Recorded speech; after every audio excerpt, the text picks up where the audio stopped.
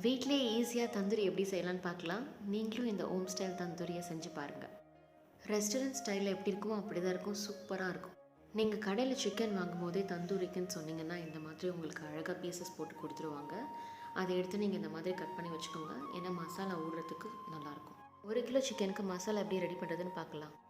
ஒரு பவுலில் 100 கிராம் கெட்டியான தயிர், 1 ஸ்பூன் இஞ்சி பூண்டு பேஸ்ட்டு, 1 ஸ்பூன் சீரகத்தூள், 1/2 ஸ்பூன் பெப்பர் பவுடர், 1/2 ஸ்பூன் மஞ்சள் பொடி, 1 ஸ்பூன் தனியாத்தூள், 2 spoon Kashmiri chilli powder, 1/2 spoon garam masala, 1 spoon kasuri methi. இது உங்களுக்கு நல்ல ஸ்மெல்லும் டேஸ்ட்டும் கொடுக்கும். சால்ட் தேவையான அளவு சேர்த்துக்கலாம். இது கூடவே ஒரு லெமன் ஆட் பண்ணிக்கோங்க. இது கூடவே கொஞ்சமாக தண்ணியும் ஆட் பண்ணிக்கோங்க. இப்போ இதை நல்லா மிக்ஸ் பண்ணிக்கோங்க. எல்லா மசாலாவும் வந்துட்டு ஈவனாக ஸ்ப்ரெட் ஆகிற மாதிரி நல்லா மிக்ஸ் பண்ணிகிட்டே இருங்க. மிக்ஸ் பண்ணிவிட்டு இது இந்த மாதிரி ஒரு டெக்ஸ்சரில் வர வரைக்கும் நல்லா மிக்ஸ் பண்ணிக்கோங்க. மிக்ஸ் பண்ணிவிட்டு எடுத்து வச்சுக்கோங்க. இப்போ நம்ம ஆல்ரெடி வச்சுருக்க சிக்கனில் இதை வந்து மசாலாவை எடுத்து ஸ்ப்ரெட் பண்ணிக்கோங்க. எங்கெங்கெல்லாம் நம்மளுக்கு கேப் இருக்கோ அதில் ஃபுல்லாக ஸ்ப்ரெட் பண்ணிக்கோங்க. நல்லா போட்டு அப்ளை பண்ணிவிடுங்க. நல்லா தடவிட்டு ஃப்ரண்ட்டில் பேக்கில் எங்கெங்கெல்லாம் இருக்கோ நல்லா அந்த உள்ளே நம்ம ஆல்ரெடி வந்துட்டு ஸ்லைஸ் போட்டு வச்சுருக்க இடத்துலலாம் நல்லா போட்டு வச்சுக்கோங்க. கொஞ்சம் அதிக மசாலாவாக. இப்போ இது ஒரு பவுலில் ட்ரான்ஸ்ஃபர் பண்ணிவிட்டு அதுக்கு மேலே வந்து மற்ற சிக்கன்லாம் வச்சு ஆட் பண்ணிங்கன்னா நம்ம மசாலா கீழே இறங்கும் போது அது வந்துட்டு அதில் இறங்கி நல்லா இன்னும் டேஸ்ட் கொடுக்கும். மேரினேட் பண்ண சிக்கனை மூடி வச்சுட்டு ஒரு 6 to 7 hours வந்து ஃப்ரிட்ஜில் வச்சுருங்க. பேனில் 50 ml ஆயில் ஊற்றிக்கோங்க. ஆயில் ஊற்றி சூடானோடனே நம்ம ஆல்ரெடி வச்சுருக்க சிக்கனை ஒரு பீஸாக எடுத்து போடுவோம். இதில் நான் வந்துட்டு 3 பீஸ் ஆட் பண்ணியிருக்கேன். நீங்கள் 2 கூட ஆட் பண்ணிக்கலாம். அது கன்வீனியன்ட்டுக்கு ஏற்ற மாதிரி ஆட் பண்ணிக்கோங்க.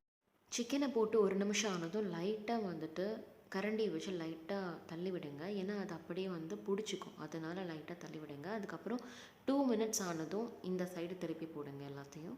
இந்த மாதிரி 2 நிமிஷத்துக்கு ஒரு வாட்டி சிக்கனை வந்துட்டு எல்லாத்தையும் வந்து இந்த சைடும் அந்த சைடும் திருப்பி போட்டுகிட்டே இருங்க.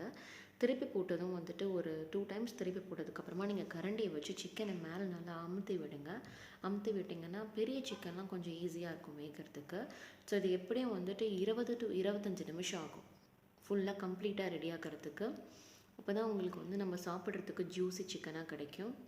இதே மாதிரி ரிப்பீட் பண்ணுங்கள். நீங்கள் டைம் பார்த்துக்கோங்க வைக்கும் போதே. ஸோ அதுக்கேற்ற மாதிரி ரிப்பீட் பண்ணிகிட்டே இருங்க. ஸோ இந்த ஆயிலெலாம் வந்துட்டு உங்களுக்கே தெரியும், அந்த மசாலாலாம் கொஞ்சம் செப்பரேட் ஆகும் லைட்டாக. அதுக்கப்புறம் அந்த ஆயிலில் வந்துட்டு கொஞ்சம் அப்சர்வ் ஆகிடும். சிக்கன் உங்களுக்கு மேலே பார்க்கும் போதே நல்லா ஜூஸியான சிக்கன் வெந்தது நல்லா உங்களுக்கு தெரியும். இப்போ பார்த்தீங்கன்னா ஆல்மோஸ்ட் ரெடி ஆகிடுச்சு. நான் இன்னொரு பேன்லேயும் வந்துட்டு இன்னும் 2 பீசஸ் போட்டிருக்கேன். பாருங்கள், சூப்பராக ரெடி ஆகிடுச்சு. இப்போ வந்து சர்வ் பண்ண ரெடி ஆகிடுச்சு. இப்போ நம்ம இதை ஒரு பிளேட்டில் ட்ரான்ஸ்ஃபர் பண்ணிக்கலாம். இதில் வந்து உங்களுக்கு அந்த ஸ்மோக்கி ஃப்ளேவர் வேணும்னா சின்ன சார்கோல் எடுத்து நல்லா வந்துட்டு கேஸில் வச்சுட்டு ஒரு கிண்ணத்தில் போட்டு கொஞ்சம் கீ ஆட் பண்ணி ஒரு 5 minutes உள்ளே வச்சு மூடி வச்சுருங்க. இப்போ நிஜமாகவே ரெஸ்டாரண்ட் ஸ்டைலில் சூப்பராக ஜூஸியான ஒரு சிக்கன் ரெடி ஆகிடுச்சு. நீங்களும் இந்த மாதிரி செஞ்சு சுட சாப்பிட்டு எப்படி இருக்குன்னு கமெண்ட் பண்ணுங்கள். சப்ஸ்கிரைப் பண்ண மறந்துடாதீங்க. தேங்க்யூ ஃபார் வாட்சிங்.